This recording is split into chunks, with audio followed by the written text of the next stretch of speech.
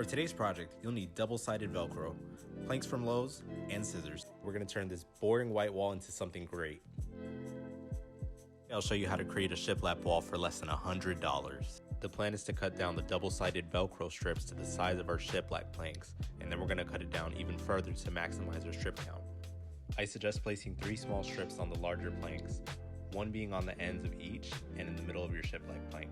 For a more realistic appearance, you'll want to unevenly place your planks on the wall to resemble how most wood planks are laid. The great thing about these planks from Lowe's are that they're pre-cut with the click and lock action, so you won't have to worry too much about your planks being placed evenly, although I will advise you that the grooves on all of them are not always going to be perfect. It can have minor defects such as chips, so just be careful of that.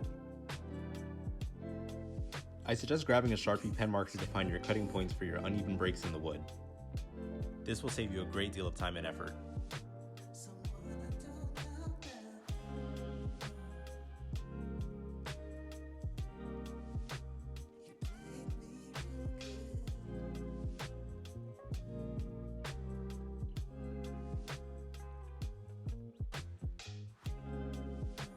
So because I'm lazy as fuck and I already have to do a lot of jigsawing for this project, I'm not going to take the time to cut out the sides and do that uneven pattern, just because, well, like I said, I'm lazy as fuck.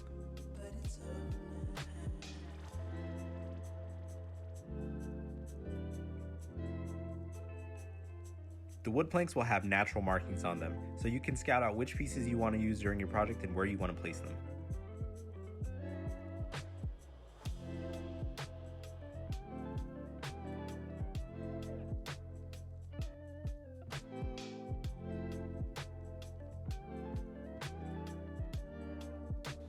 So I'm just going to continue to place these one by one along the side until we get to the very bottom, and then once you get to the bottom, we'll start cutting.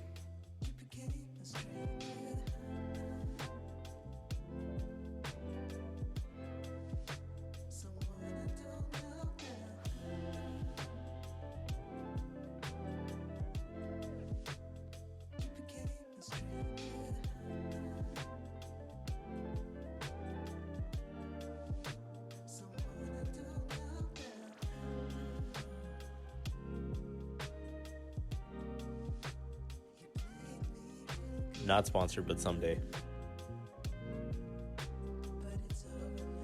I forgot to show you guys, but this is exactly how you would place the strips on your planks.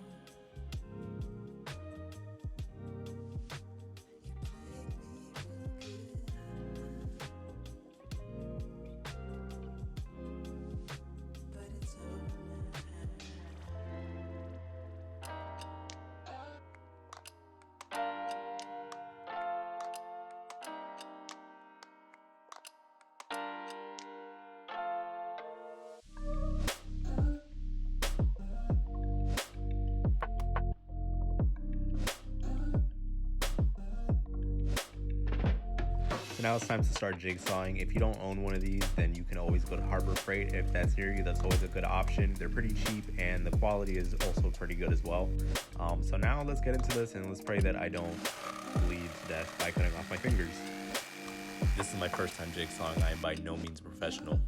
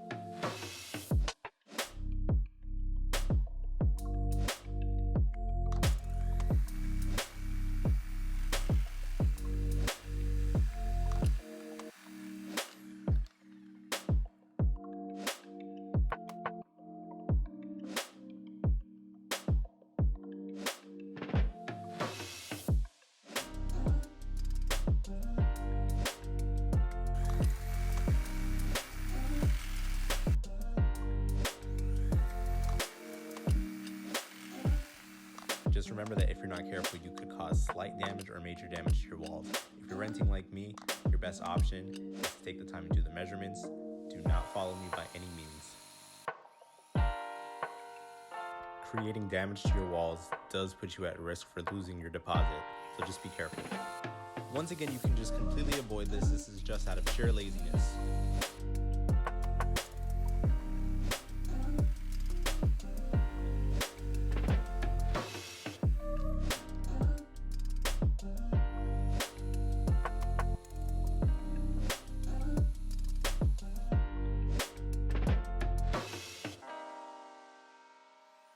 From this point on, there's a lot of jigsawing and a lot of repetitive motions, so I'll leave where you can skip to the end in the description below.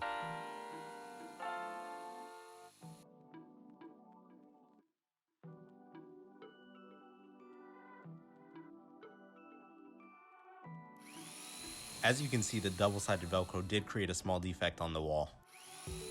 In hindsight, if I was to redo this project, I would lay out some wallpaper and then do it over it to make it much more renter friendly.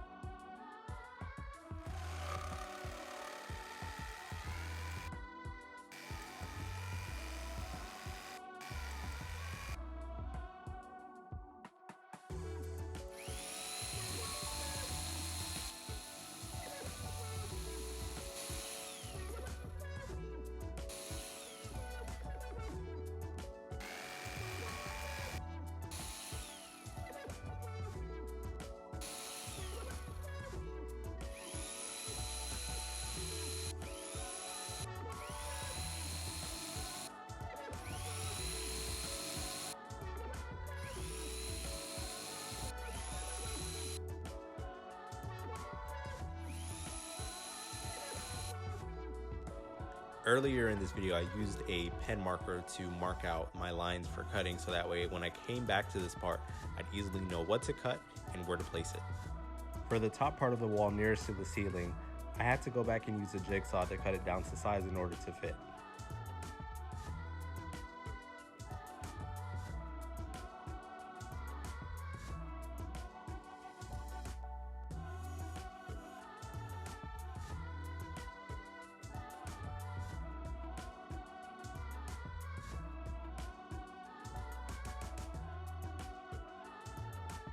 Once these planks were cut down to size, it was easy to slide them right into place.